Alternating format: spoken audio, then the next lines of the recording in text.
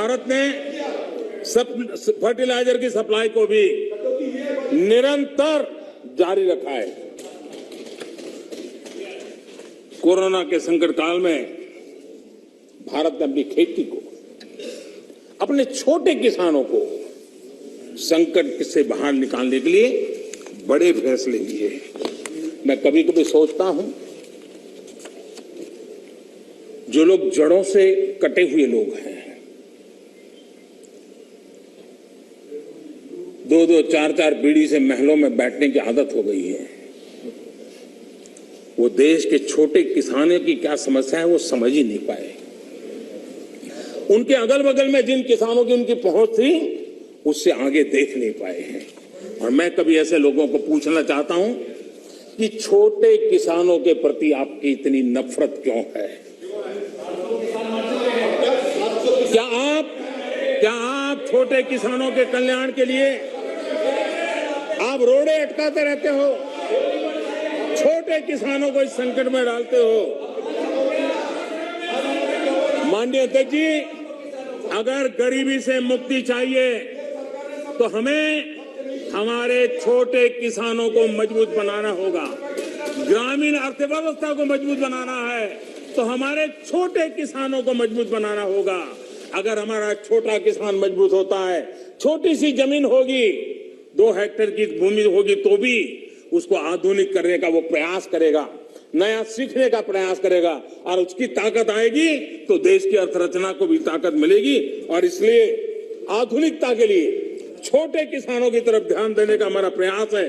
लेकिन छोटे किसानों के प्रति जिन लोगों के मन में नफरत है, जिन्होंने छोटे किसानों के दुख दर्द नहीं जाना है, उनको किसानों के नाम पर अपनी राजनीति करने का कोई हक नहीं बनता है। माननीय अध्यक्ष जी, इस बात को हमें समझना होगा। सैकड़ों वर्षों का गुलामी कालखंड, उसकी जो मानसिकता है, वो आजादी के 75 साल के बाद भी कुछ लोग बदल नहीं पाए। ये गुलामी की मानसिकता किसी भी राष्ट्र की प्रगति के लिए बहुत बड़ा संकट होती है। लेकिन माननीय अध्यक्ष जी, आज देश का मैं एक चित्र देखता हूं। एक ऐसा समुदाय, एक ऐसा वर्ग है, आज भी वो गुलामी की मानसिकता में जीता है। आज भी 19वीं सदी के काम, उस सोच, उनसे में जकड़ा हुआ है। और 20वीं सदी के जो कानून है, वही कानून उसको कानून लगते हैं। माननीय अध्यक्ष जी, गुलामी की मानसिकता, इन 19वीं सदी का रहन सहन, 20वीं सदी के कानून 21वीं सदी की आकांक्षाएं पूरी नहीं कर सकते। 21वीं सदी के अनुकूल हमें बदलाव बहुत जरूरी है। माननीय अध्यक्ष जी, जिस बदलाव को हमने अस्वीकार किया, उसका परिणाम क्या है?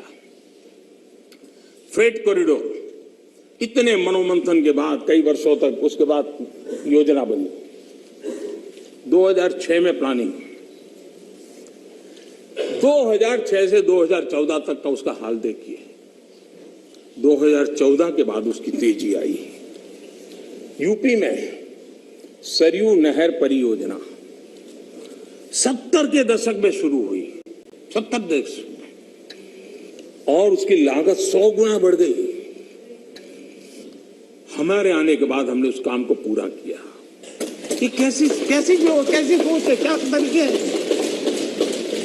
यूपी का अर्जुन डैम परियोजना 2009 में शुरू हुई, 2017 तक 1/3 खर्चा हुआ। हमने इतने कम समय में इसको पूर्ण कर दिया। अगर कांग्रेस के पास इतनी सत्ता थी, इतने सालों तक सत्ता थी, तो 4 धाम को वो ऑल वेदर सड़कों में परिवर्तित कर सकते थे, जोड़ सकते थे, लेकिन नहीं किया। वाटरवे, सारी दुनिया वाटरवे का समर्थन है। हमारा ही देश था कि हमने वाटरवे को नकार दिया। आज हमारी सरकार को वाटरवे पे काम करना है। पुराने अप्रोच से गोरखपुर के कारखाना बंद होता था, हमारे अप्रोच से गोरखपुर का फर्टिलाइजर का कारखाना शुरू होता है। माननीय अध्यक्ष जी, ये लोग ऐसे हैं जो जमीन से कटे हुए हैं, उसके कारण उनके लिए फाइल की मूवमेंट, फाइल में सिग्नेचर करके कौन अगला मुलाकात आएगा उसी के इंतजार में जो रहते हैं। आपके लिए फाइल सब कुछ है, हमारे लिए 130 करोड़ देशवासियों का लाइफ महत्वपूर्ण। आप फाइल में खोए रहे, हम लाइफ बदलने के लिए जी जान से जुटे हुए लोग। आज उसी का परिणाम है प्रधानमंत्री गति शक्ति मास्टर प्लान। एक होलिस्टिक अप्रोच, टुकड़ों में नहीं। एक आधा काम वहां रहा है, रोड बन रहा है, फिर बिजली वाला आकर के खुदाई करता है, वो ठीक होता है, फिर पानी वाला आकर के खुदाई करता है। उस सारी समस्याओं से बाहर आकर के हमने डिस्ट्रिक्ट लेवल तक गति शक्ति मास्टर प्लान की दिशा में हम काम कर रहे हैं। उसी प्रकार से हमारा देश की विशेषता को देखते हुए मल्टी मॉडल ट्रांसपोर्ट सिस्टम, उस पर हम बड़ा जोर दे रहे हैं और कनेक्टिविटी पर इसके आधार पर हम जोर दे रहे हैं।